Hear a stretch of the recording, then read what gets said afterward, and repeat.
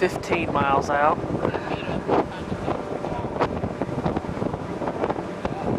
From the fort. Once we're at the fort, that's 90 miles from Key West.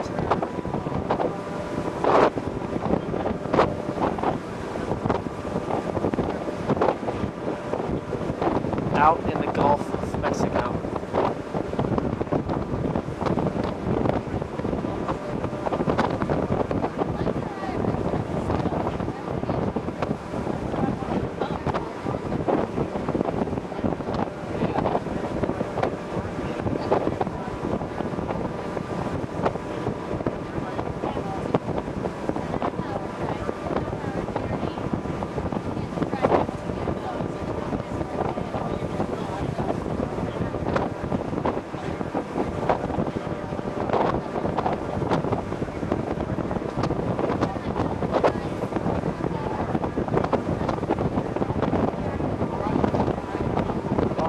Congratulations, everybody, you did it. You are now inside the Dry Tortugas National Park. Yay, we made it.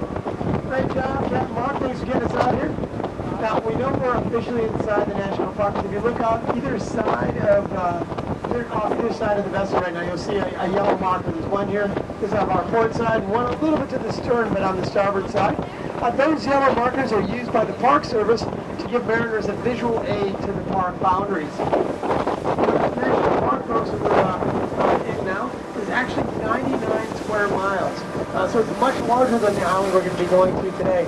As a matter of fact, only 1% of the entire national park is above the water surface.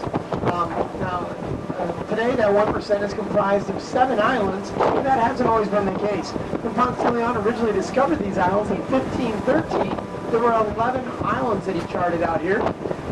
But over the last 502 years, 4 of those 11 have been reclaimed by the sea.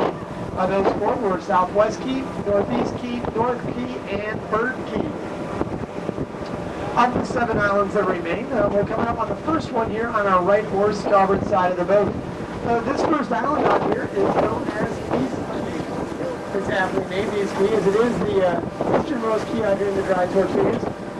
It doesn't look like much to most people, folks, but this island here is actually quite important to the sea turtles out here. Year after year, East Key consistently has the highest concentration of successful sea turtle nests of all the islands out here in the Dry Tortugas. Now, there's several reasons for this, but one of those reasons is the fact of the elevation of the beaches. I know it doesn't look like there's a lot of elevation there if you're from the Rockies or something like that. They look a little bit like a clown with big old shoes on his feet.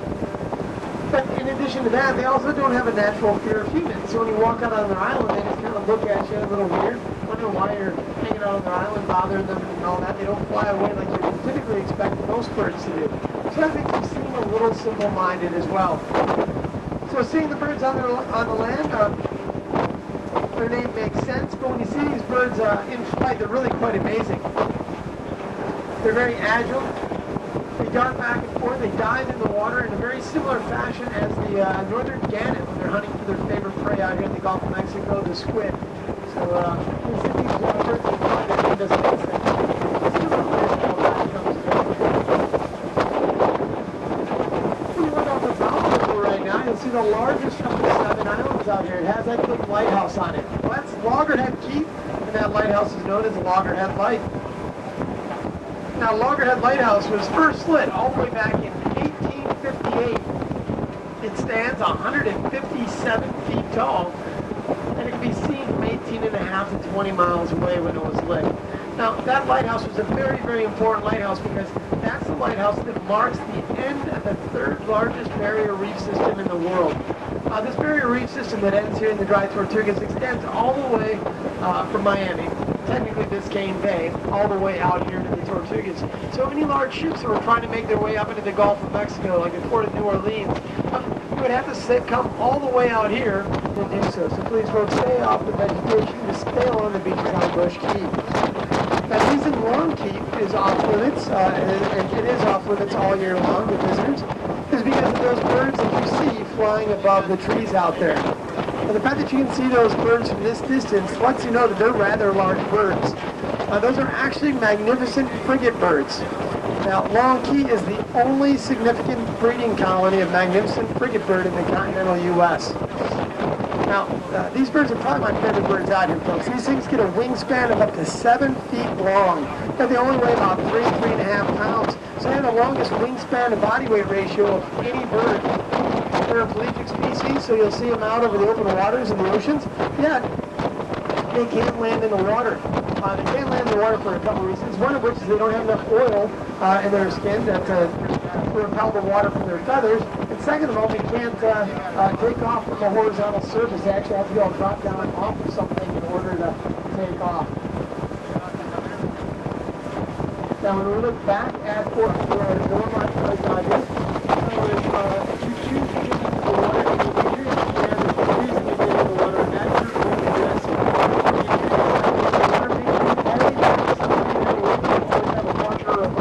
That way, if somebody does need some sort of assistance, there'll be somebody there to render that assistance, or at least get somebody who is able to render the assistance. On the right side of the fort, you'll see South Beach.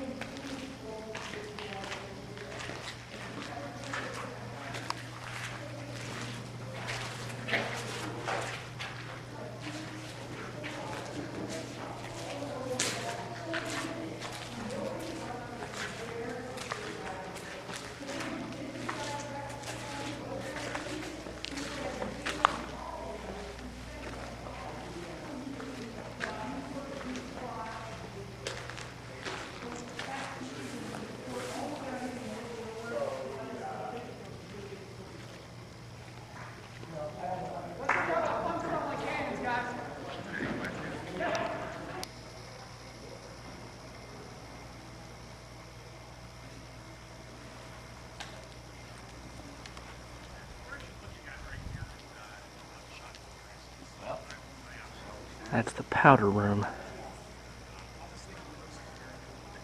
The dome on top is to prevent aerial bombardment.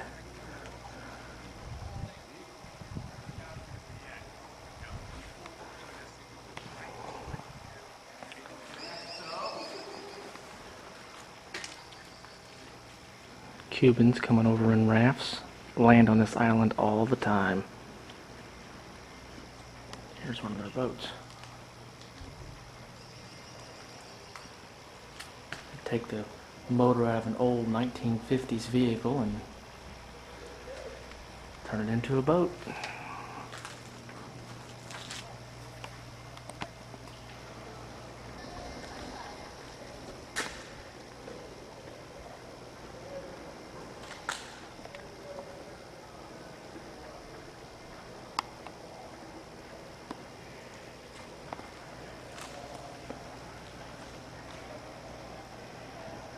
They'd store powder in here in big, huge barrels.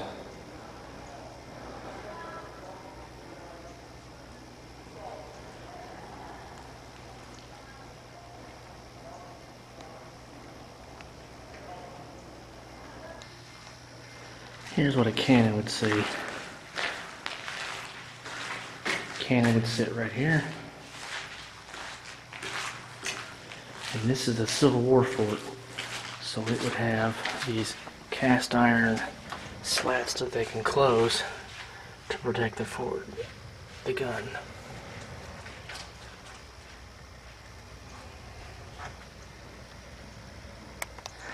This weirdly weird looking building, as you see, that's sloping down. They would load the shells in that end, and they would be pointing that way, and they're foot and a half long, and they would load them and they would slide all the way down to the very end here, where they could pull them right out and take them to the cannon. You can see right out the end.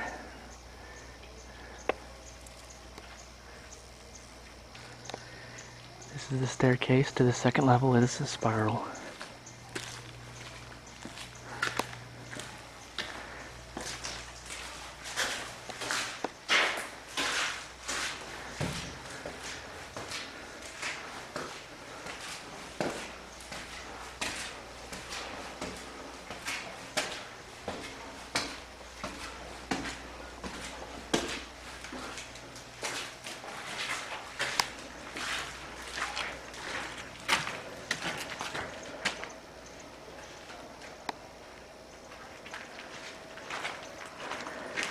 Big cactus. I don't think I'd want to fall on that plant.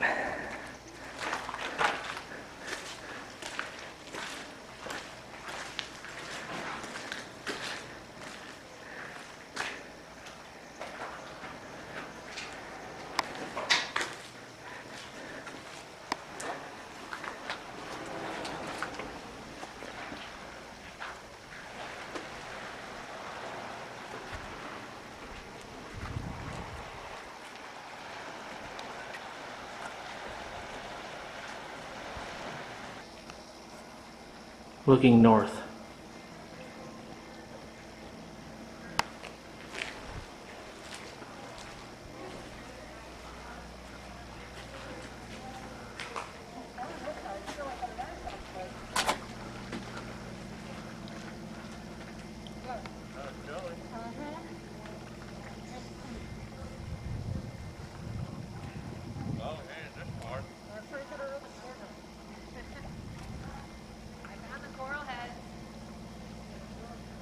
There's a little Coast Guard watch ship.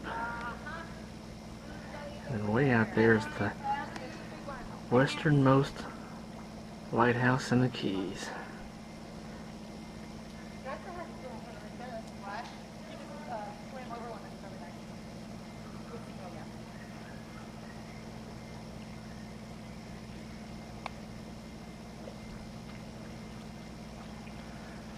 And that's about 10 miles.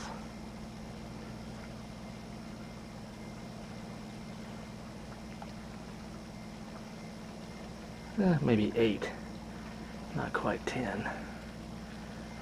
That Coast Guard ship is sitting about a half a mile off.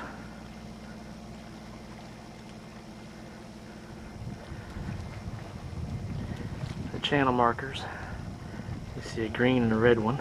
That's how we came in. We kind of circled around the island on the north side and came in and docked on the south side, because that is the only channel into here.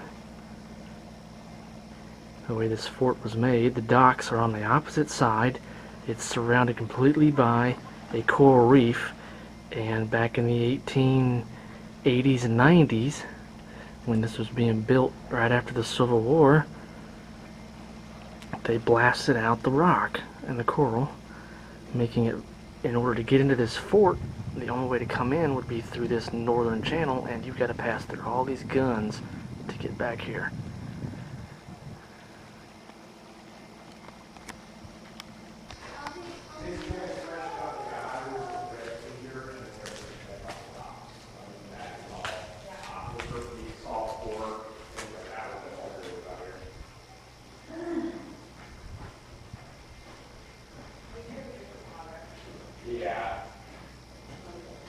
literally, when I'm out here and I'm working, even giving tours and presentations and stuff like that, I'll literally do about 20 a day.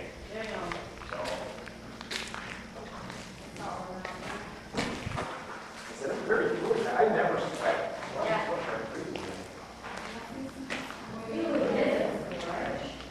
You see the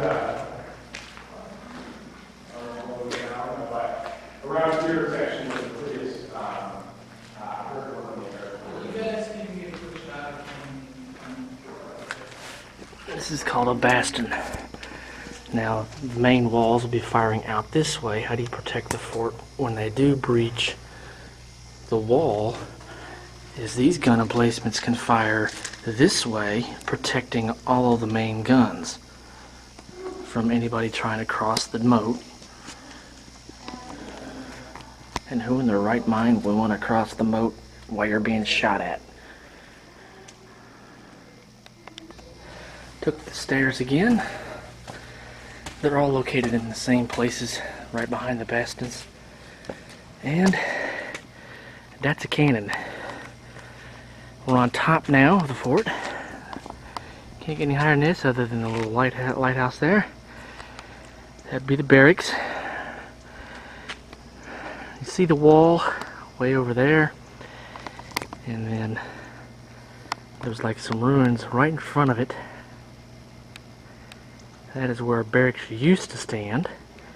There's the powder magazine, and you see these like square, all these ruined buildings. That was crew quarters. And then there's another set of barracks behind that where that really high grass is with the bricks around it. The courtyard. And as I said, we are on the north side because that's the American flag right there, marking the south side.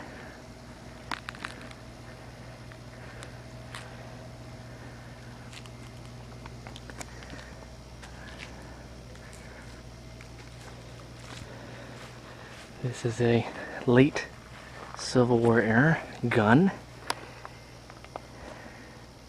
That would be a naval gun. This fort was active up until after World War I. It was even used as a prison for a while.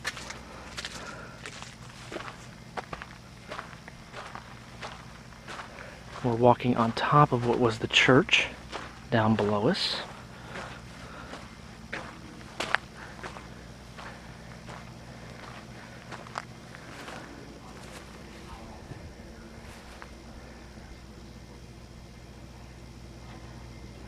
And yes, we are 90 miles away from nowhere, but there's park rangers here 24/7, 7 days a week, 365 days of the year. This area has all been sectioned off to be their crew quarters, and they've got the comforts of home. They have satellite TV, and when me and Paula were walking around on the top of the moat, on the other side, on that, if that is the south wall, it would be the wall, I guess the southwest wall. It had actually a bunch of diesel engines that were very quiet, and that's how they generate their water, purate their water, and they live here all the time. Wouldn't that be a cool gig?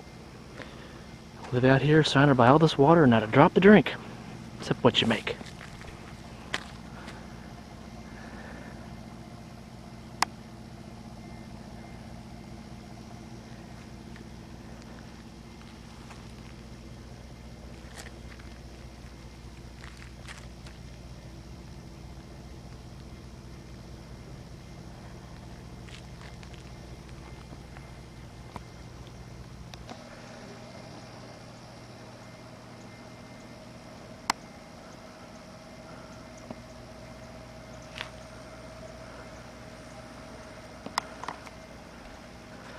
And that island way out there, I'll get over there eventually. Well, you can't go completely all the way to it. Only during high tide can you actually get out there to it. It's called Bird Island, and you can actually see these birds flying around up there. And for what they said, they've blocked it off so you can't get out there because it is a bird sanctuary area, but those birds are about 7 feet across. Yeah, I am about a mile, maybe a mile and a half away from that little island. And that's some big birds if I can see them with the naked eye this far away. There's the fort. I'll walk out here a little bit. This has only been here for a few years. This little sandbar between this other island comes and goes all the time, and it's kind of a unique opportunity to be able to walk out to these other islands. I'm gonna have to do this quick.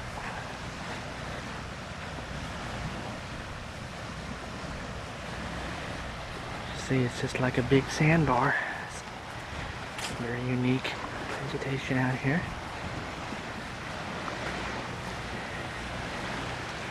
And they said over the past few years, a major hurricane, and the only one I can think of that's major is Katrina, because we've not had a major hurricane since then, came, and